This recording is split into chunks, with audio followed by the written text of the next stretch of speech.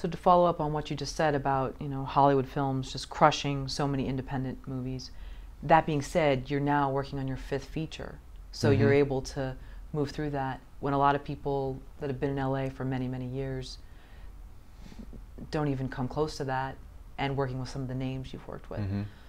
How is that possible?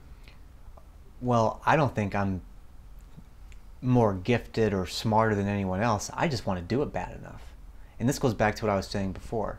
I create my own opportunities. I'm not going to wait for someone to say, oh, now we're going to let you make this movie. I figure out a way to do it, and I've always said this whenever I go into a movie, especially a movie like Steel City. I said, I'm going to make this for $30,000 or $300,000. I'm going to make this movie. And I think once you do that and you create the sense of urgency and you're moving forward, more people start to hop on. But I'm no smarter than it or more. I think there's a lot of passionate people out here who are passionate about acting or passionate and who want to do this and they're convinced this is their life. That's great. But if you're really convinced this is your life, then you have to make it your life. Make it a career. And I made the promise to myself that I would never give up. I would continue doing it despite whatever setbacks. Hey, if I've got to go get another day job, cleaning carpet or working in a warehouse, I'll do that. That's fine. But I'm never going to abandon what I feel is such an essential part of who I am as a person, what I can offer. I think given a bigger scale, given a bigger canvas, whether it's Hollywood, and I think eventually I'm going to get there, I'll be able to do something that's going to really affect, say something to reach a wide audience. But I'm not entitled.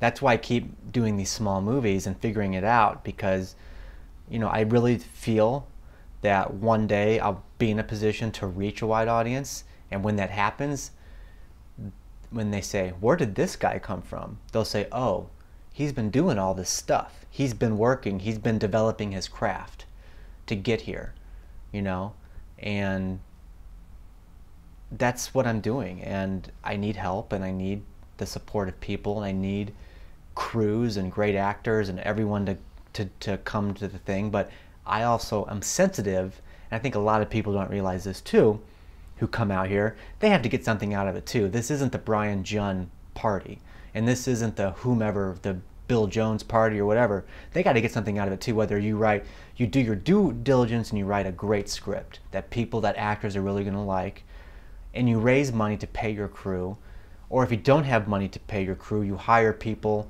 who are willing to work for a certain amount. You have to figure out what your resources are. Some people have a lot of resources. Some people have no resources, and it's not fair. I'm here to tell you, it is not fair. Some people have a lot of resources, they have a lot of money, they have their dads in the entertainment business, someone's rich, or they give, it's not fair. This is not a fair game out here. It's just, and if people come out here thinking it's a fair playing field, then they're in for a rude awakening. The key is to figure out what your resources are, what you have access to, and to make the best of it. And if you're able to do that, sooner or later, I feel like your resources are going to grow and your outreach are going to grow. But if you spend all your time wallowing in the fact that you don't have what someone else has, or their outreach, or their ability to get more money or get more exposure, that's the way, then you're already dead in the water, because that's the way it's always going to be. Period. It's not level. It's not a fair playing field out here. In LA, particularly. In LA in particular, I think that applies to life. But in the entertainment business, it's certainly not a fair playing field at all. I mean, how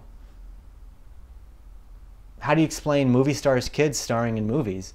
Couldn't they have, I'm sure there's another young actor who's probably just as good or better, but no, it's nepotism. It's who you know, and I think that works for a while until it doesn't. And a lot of deserving people who work their asses off do not get opportunities because they're pushed out of the club because they don't know enough people. But, I'm under the mentality, I'm going to fight, I'm the guy that's standing in line waiting for the guy in the club who's been there so long he dies or he goes to a different club. You know, I'm like a life. You know, you know, whatever happens with me in my life and my career, you know, I'm not going away. I'm gonna keep doing this. So going back to Steel City, when you were laying in bed thinking about it, how much obsession, you talked about that obsession, I think is really interesting. I mean, can you talk about like how much of your waking time was spent? Because so many people have these great movie ideas, myself included, and we don't do anything with them.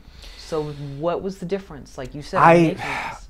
I honestly thought, and I was obsessed, I was like, I thought, I convinced myself I was going to die if I didn't make the movie. I thought I was going to get struck by a fatal disease if I didn't figure out a way to make the movie. That it would either happen now or, like, I just pictured myself like laying on my deathbed thinking I didn't make Steel City. I didn't have the guts and I didn't do it. And I just told myself, I said, if this movie kills me, I have to get it made. And you know, if I have to rob a bank to get the money to make this movie, I hope I can shoot it before I go to trial. I mean, that's the type of stuff I was thinking. Like, I was obsessed with it. And I think that can be a turnoff, but when you're young and you're passionate, you kind of have some leeway. You can't really, on your fifth film, like, you know, you're not a kid anymore. I mean, you know, I'm going to turn 35 this year, so you have to like be a little bit more strategic. But when you're young, and you know, I think, you know, I was just, I mean, obsessed. I thought I was going to lose my life if I didn't get the film made. I mean, and that's not an understatement. I thought if I didn't get the film made, I was going to commit suicide. That's how obsessed I was. Seriously. Oh, wow. I mean.